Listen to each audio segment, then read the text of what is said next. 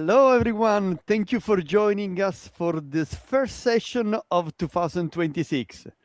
And the topic of today, storytelling, something that attracts a lot of attention and a very special guest with me. We're going to get to know Jyoti in a moment. But first, I want to welcome the people that are joining the session live, the people that will be watching the recording. And since we are at the first session of 2026, let me also take this opportunity to give you my warmest wishes for an exciting and inspiring 2026.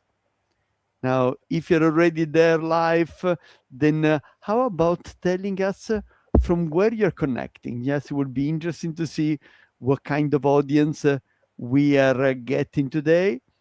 On our side, I'm connecting from Asia. Jyoti is connecting from Switzerland, and I'm pretty sure that we may have a variety of participants with us for us. So if you want to tell us from where you're connecting, or if you have some specific expectations from this workshop, do let us know. At the end of the day, it's your event, right? We want to address your challenges, your topic. You might want to have something specific that you want to get from this workshop. Do take the opportunity to ask all the questions that you consider appropriate, and we will stop at the appropriate moment in time to take your question. But let's start by getting to know our speaker from today. So our guest speaker, and so Jyoti, can you say a few words about yourself? Thank you, Giuseppe. It's a pleasure to be on your show, meeting some of your acquaintances. My name is Jyoti, as you said. I'm half British, half Indian, and I live in Switzerland. So I speak German, Swiss German, and English, and I do work in all of these languages. More importantly, I use the language of story.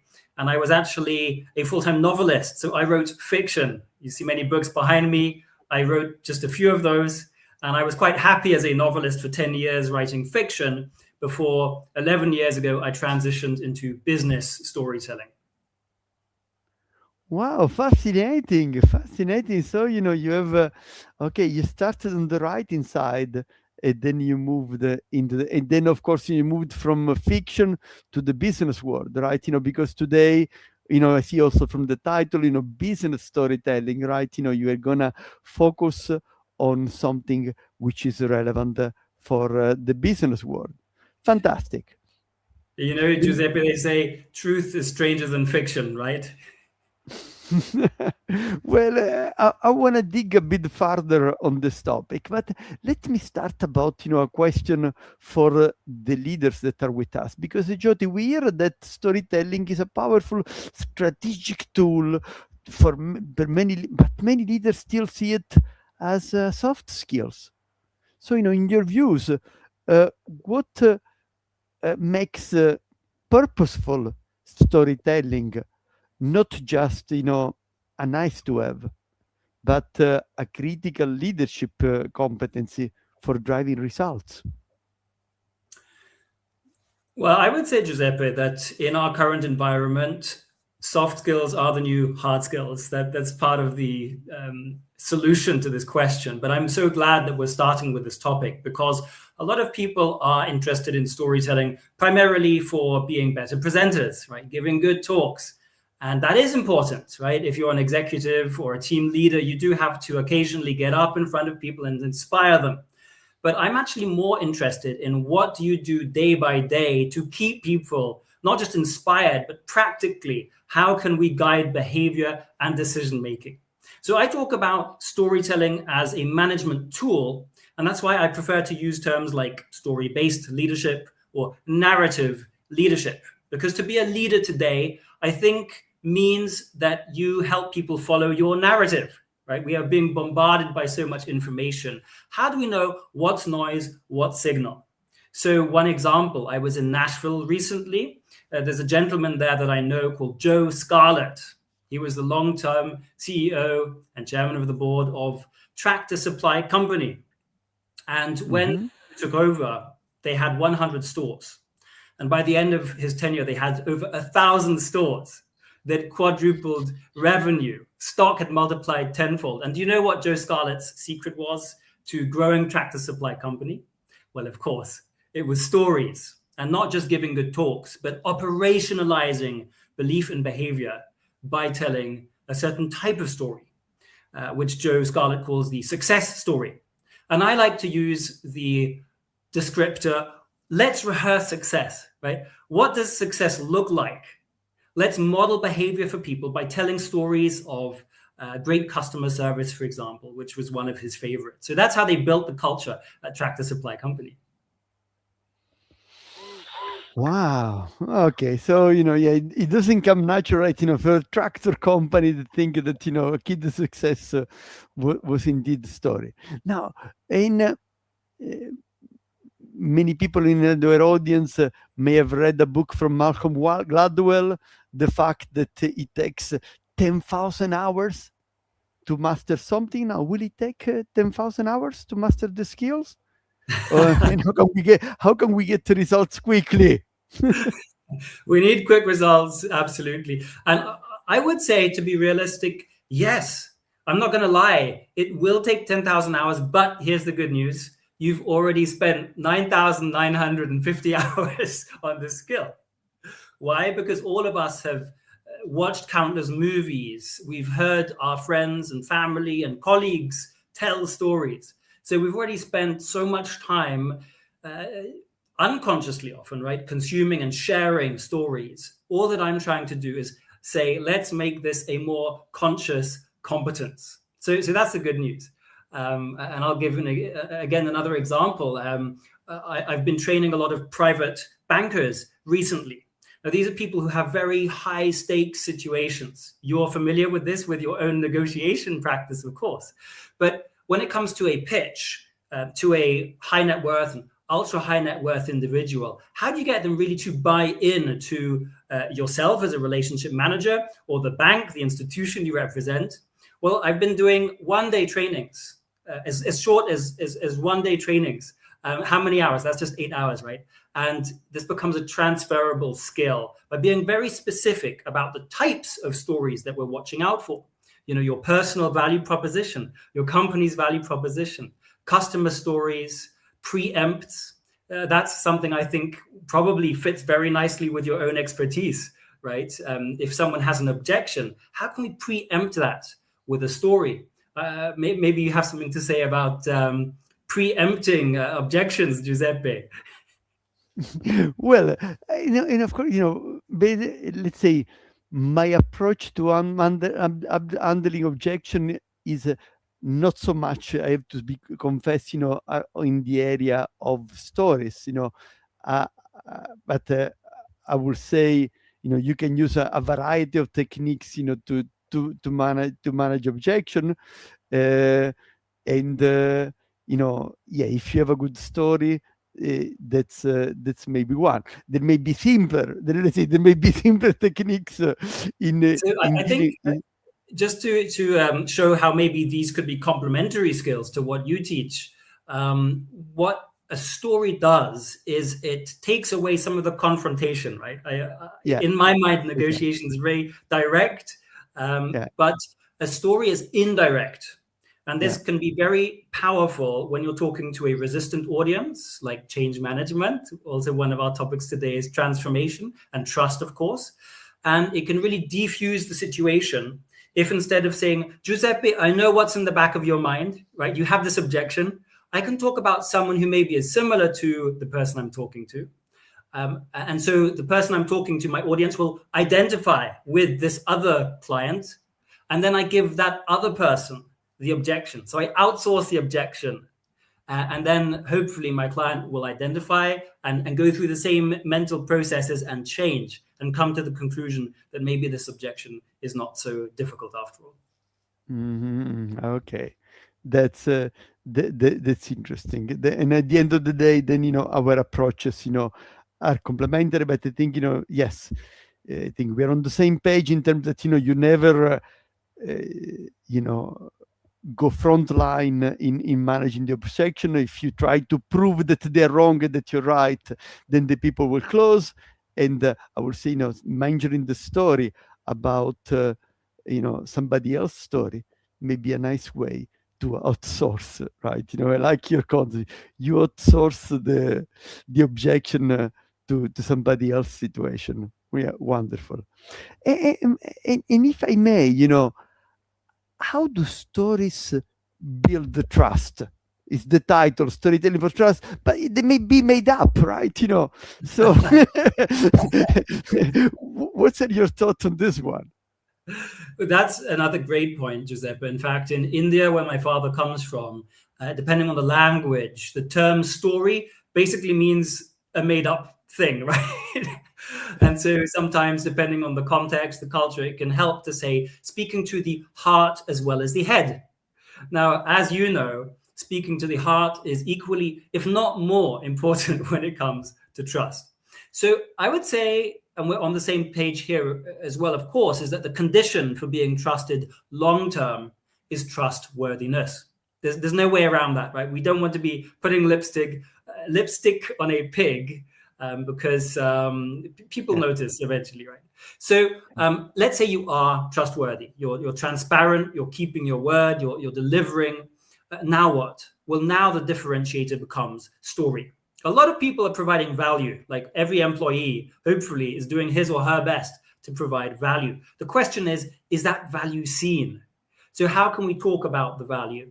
Another great example is organizational values. Do we trust these organizations when they say that their values are excellence and transparency and all these wonderful sounding things? Or is it hot air? My challenge to organizations and some of my work involves figuring out when was the last time that you actually applied this value. So we call this a values in action story. And did it cost you something? One example, one of my clients, Kibun Joya, they're a Swiss-Korean health shoe company. And one thing that they did, soon after COVID, we had a lot of energy concerns here in Switzerland. So they actually were the main sponsor for one of our big football clubs at the time. And so their studio, the stadion, was named after them. It's called Kibun Park in St. Gallen. And so they had this wonderful advertising platform because it was next to the motorway. So thousands of cars are passing their sign every day. But they said, let's put our money where our mouth is. Let's walk the talk.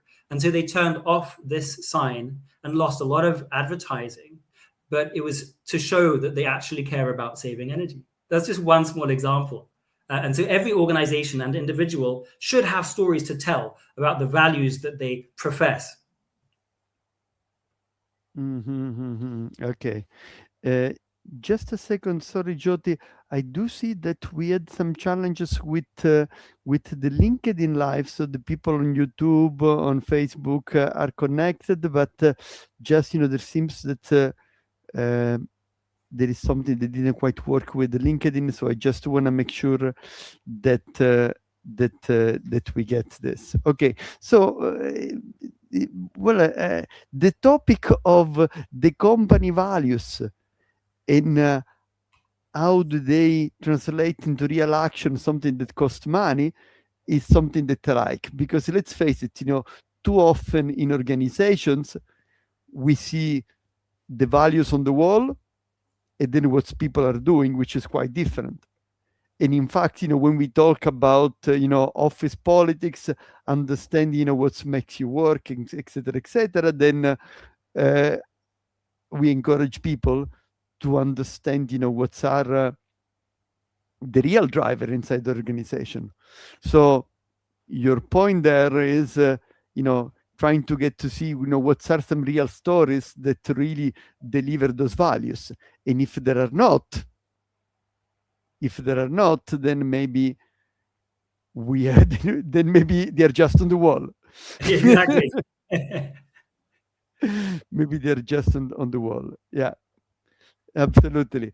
By the way, my apologies for the technical issue. Probably something changed, with the New Year's in the setup of LinkedIn or the setup of StreamYard, and there seems to have been a mismatch between the two systems. So for the people that are joining now, then we have the pleasure to have here Jyoti, a business storytelling expert, and we are talking about the power of storytelling. By the way, this is your event, so you can ask a question whenever you want. And by the way, as we wait for the new people to settle in, etc., and maybe if somebody has a question, let me take the opportunity, Jyoti, to talk about our next events, because we do have another couple of events lined up. So for the regular follower, how emotional intelligence can shape negotiations. Paul Fisher is the director of the Oxford Program on Negotiation, so somebody that knows an awful lot about negotiation, and we're going to talk about the link between emotional intelligence and negotiation. So we're going to put in the chat the link in case you want to join us next week. And the other event that we have coming up, now we change style. Now stories with Jyoti, then emotional intelligence, then selling. Why selling with integrity is the only way to sell.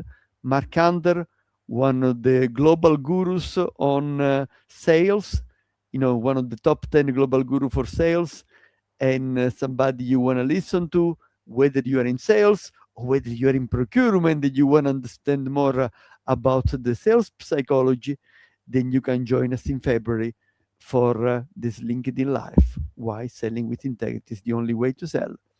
Again, look at the chat for the links to register.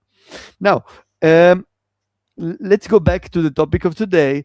And again, my apologies for the people that were stuck on LinkedIn without being able to connect. Now, let's talk for a moment again on stories as a leadership tool. So how do stories align different teams and stakeholders? When it comes to alignment, it's so important that we have the same picture, the same understanding of what we're talking about. And in my experience now with leaders on 5 continents, I've seen something come up again and again, which is a barrier to people being aligned. And that is, Giuseppe, that in business and in academia, of course, we like to speak with words that sound very fancy, right? Very strategic, but actually they don't mean so much. Take 10 different people and use the word innovation, right, or excellence, or many of these buzzwords, and 10 different people will have 10 different pictures in their head. So they're not aligned, even though you're using the same words. Fun fact, I was working with a pharmaceutical company and doing some change management with them over the course of 2 years. And one thing that I learned, which surprised me, was that we have biologists and we have chemists, and sometimes they'll be using the same word, but they attach different meanings, right? So even within the same company, the people that to me are just scientists, even there, we have incredible specialisms. So the way to get around this and overcome what I call abstraction bias, which is this tendency to use words that sound smart but don't really mean much, is by using visual language and, of course, telling stories, because that gives people a common understanding. You see, a story has context. It has a setting, a time, a place, characters, a tension. There's hopefully some resolution to that problem and a lesson that's been learned. Right? That's my prerequisite for telling stories in business. We're not telling them to entertain, we're telling them to enlighten. So we want to use very simple, short stories. Now, the trick to alignment, Giuseppe, is having the overarching, high-level, more abstract narrative. Where are we going and why? Why do we choose to play here? Right? What's worth it going through all this pain and this change? And illustrating that more abstract, high-level narrative with individual stories, concrete stories, so that we can understand what does this look like For example, a moment that we had a conversation with a customer, and that's why we realized that our value is not being perceived. So we have to change the way we create this value, or we talk about it, right? Or it's a story from R&D that helps people to understand why are we developing this product. So by sharing stories across the organization, you can really overcome this siloification and help different parts of the organization to understand each other better and get more excited about what everyone's doing. Okay, well, you're adding an interesting perspective, Jyoti, and I want to go a bit deeper on this one. You say when we are doing something for business, our story should be shorter. So, can you give maybe some structure or some ideas? How do we make a short story and still make it impactful? Yes, in fact, I've spent the last 11 years since I entered business storytelling trying to figure out ways of teaching this skill so that people can master it more quickly and so they know what are the ingredients of a powerful story. So I created the story method, and people can always remember that, because what was his method of story? Yes, the story method, right? So STORY stands for setup. If you're telling either that high-level narrative or a very practical, concrete, specific story that actually happened to someone or could happen, you want to start with a setup.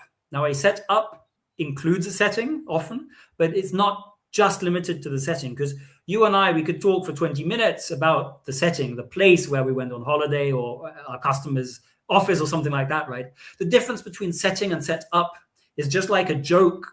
The second part of a joke is called the punchline, but nobody will laugh at the punchline if they weren't there for the set up. So the same thing happens in a story. You want to set up just enough context. And that might be 30 seconds, right? It might just be one sentence. So that's the S. The T stands for trigger. What got the ball rolling? Then the O stands for obstacles or opportunity. What are the stakes? Why is the story of interest to us? Because we want to find out what's going to happen next. Finally, there's the resolution. The story should come to an end. And the Y stands for you. What's the lesson? What's the takeaway, or even the call to action? So that's my story method in a very brief form. Okay, fantastic. Now, and I'm going to quickly repeat it for the audience, right? T is for setup, T for trigger, O for obstacle, R for resolution, and the U for you. Now, when you say the trigger, you didn't go deeper into the trigger. What do you mean? The trigger is that specific moment. How would you make a good trigger?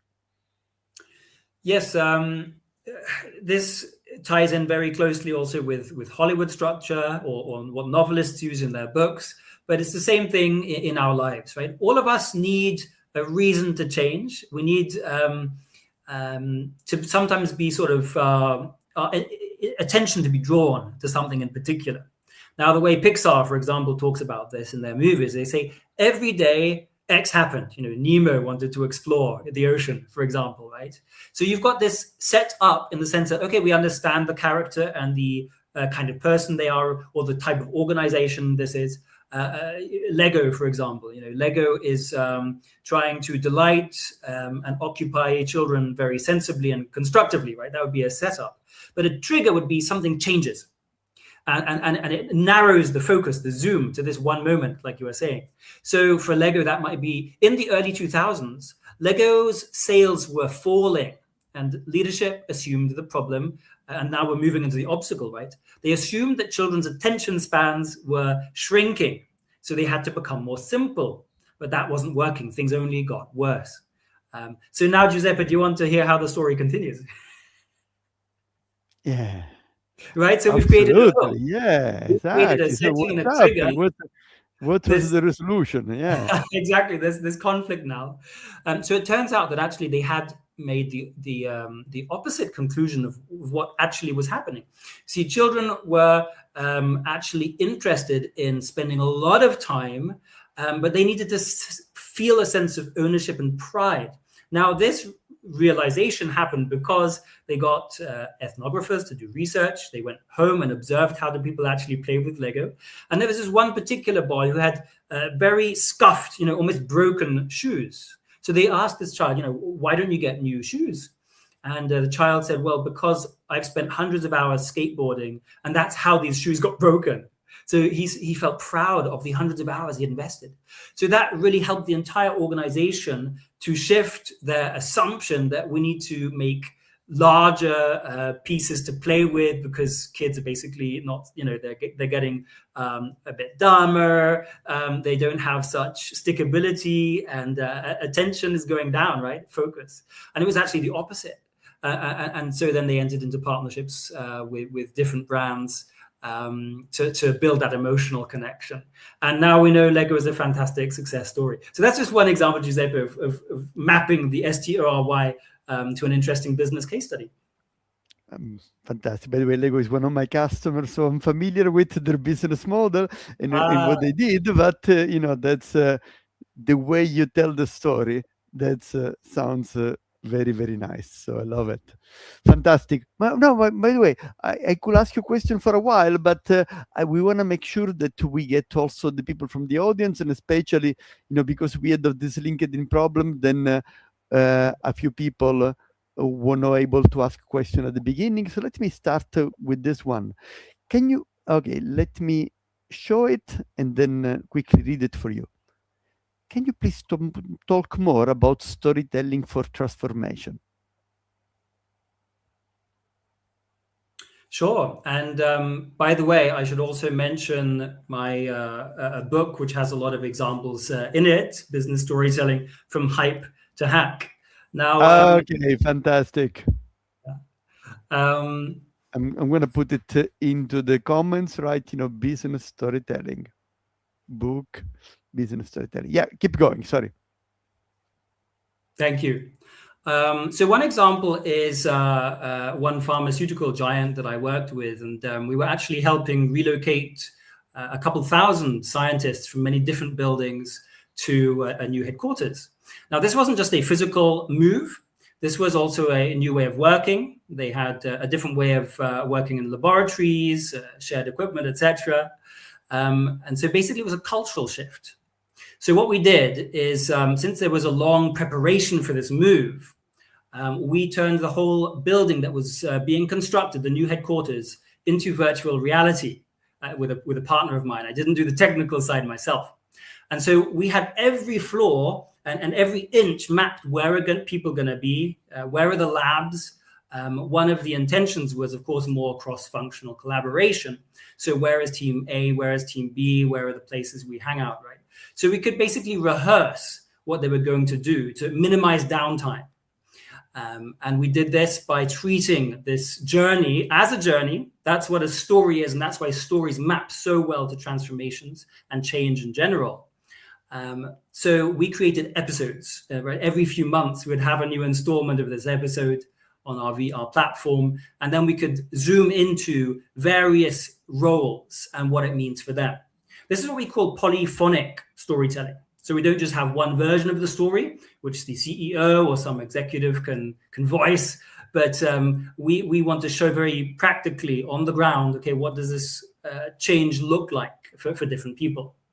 I'm reminded of the story of a prisoner of war in Vietnam, an American, and he was in a hole in the ground for years. He was a golfer, semi-professional. And when he got back to the States, people were amazed. They said, your golf swing is just as good as when you left, despite being in a hole for years. Why? And he said, well, it's because mentally I rehearsed, right? I went from hole to hole, and I was doing this all in my mind. And a story can do the same thing. It can help us to rehearse something. And we know from brain science that it gives us, I think, something like 70% of the effect of actually performing the task physically. Mm-hmm. Nice. Perfect. Let's take another couple of questions from the audience. The one from Regina, one from Tony. Let's go, Regina. Are there phrases in storytelling that you should avoid? I would say the first thing you want to avoid, Regina, in storytelling is using the term story.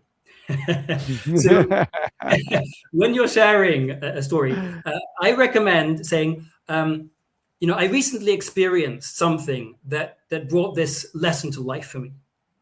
Or you could say something like, there was a study on this, and then you give what I call a study story. And studies, by the way, for you who are more technically minded, are a wonderful way to tell stories, because often you have an experiment and people expect A to happen, but actually B happens. And whenever you have this sort of surprise, this gap in expectation and outcome, that's the perfect time to tell a story. So my first advice, let the story speak for itself. Don't mention the story. Otherwise, people start analyzing your story instead of the message.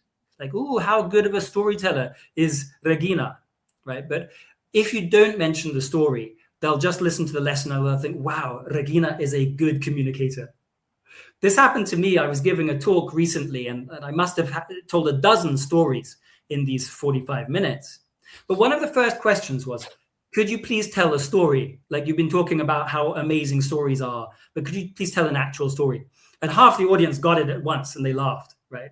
And then I said, well, that's I appreciate that question. It shows the power of the subtlety of a story.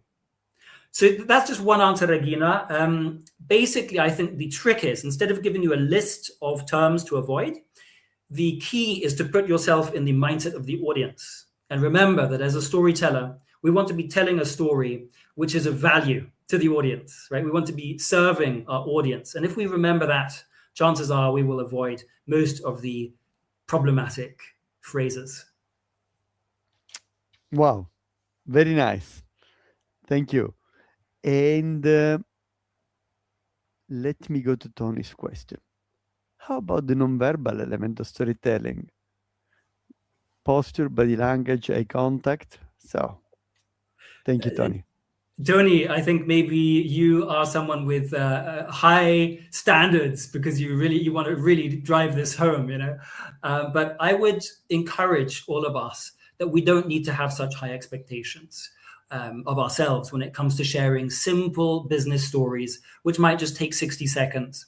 And it connects to the last response that I gave, because most of the time people won't be thinking of what you're saying as a story. You're in a meeting and you just share an example of something that happened last week, which really helps to bring your point to life. So I would say all of the same principles apply that you know from general communications, the eye contact, the posture, all of these same things apply.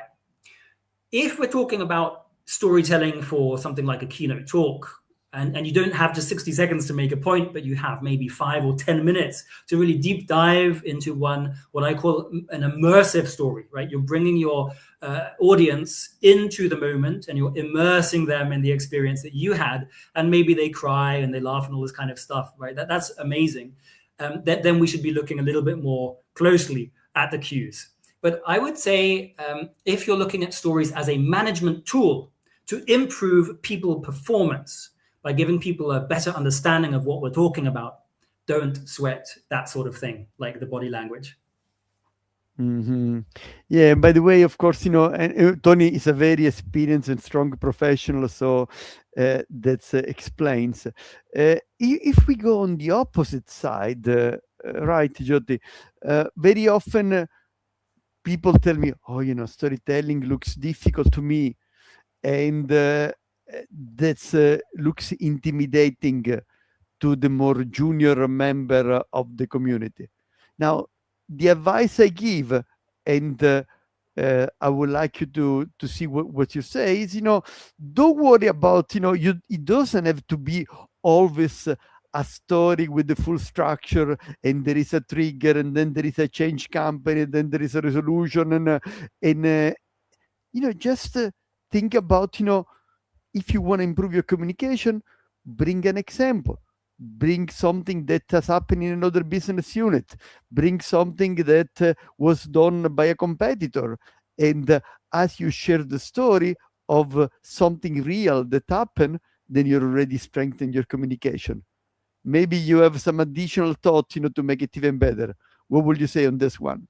Absolutely, Giuseppe. And I'm glad you bring this up, because, again, it goes into what is the expectation that we have of ourselves. And, wow, that's not a brilliant story because it's missing one of the elements or something. I keep a personal story bank or searchable database that makes stories useful to me. And I've helped clients do the same. And now the bigger your organization is or your team, the more you can save time for everyone or make everybody's communication more effective by curating these stories, because stories are a great way of doing knowledge transfer.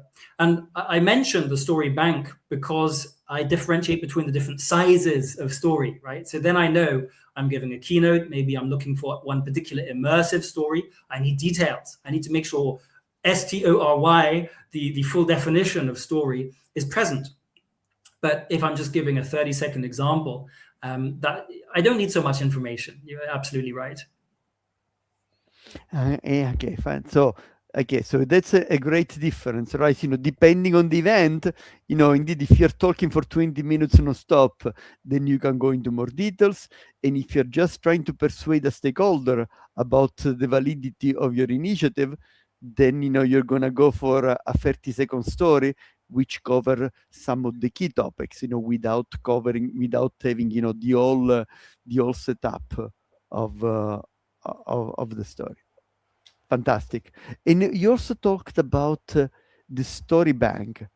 So you're saying that, a company, now, if we take the example of the tractor company before, what you're saying is that, okay, they have a bank of story of a number of example situation where their tractor helped, and then, you make them available to the different employees so that people can pick up from this bank stories. That's the idea? Yes, indeed. So imagine if you have a sales force, you have several different story types that will apply to their work, such as the preempt that we were discussing earlier, or a customer success story. And sometimes these stories have their own particular structure to make them work. But the key ingredient, again, is perspective. If you're telling a customer success story, make it about the customer. Don't make it about you and how wonderful your company is for serving your customer, right? Now, these days with AI, it's become a lot easier if you have already a good method, such as what I detail. Personally, I can share that I have several pages of a prompt, and I've created my own project folder in, for example, ChatGPT. And then I can feed in a story or one of my customers' stories.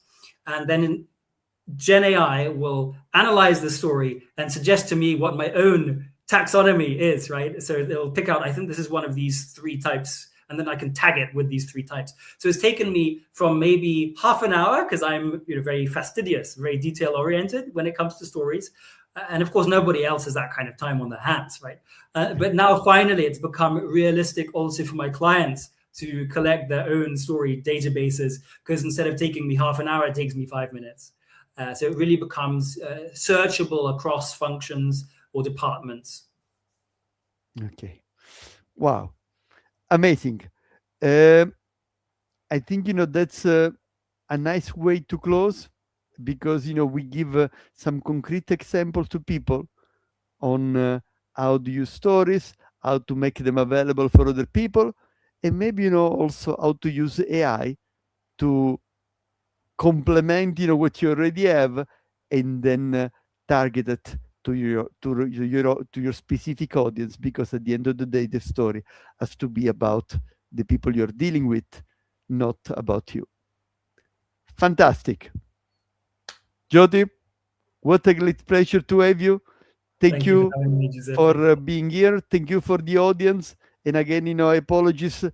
Don't know what's happening in the interaction between StreamYard and LinkedIn. A few of you were not able to connect immediately, but the recording is going to be available. So, if you register for this event, you're going to get the recording, and you may watch, the first 5 or 10 minutes that you missed. Thanks, everyone, for joining. All the very best. Thank you very much. Thank you.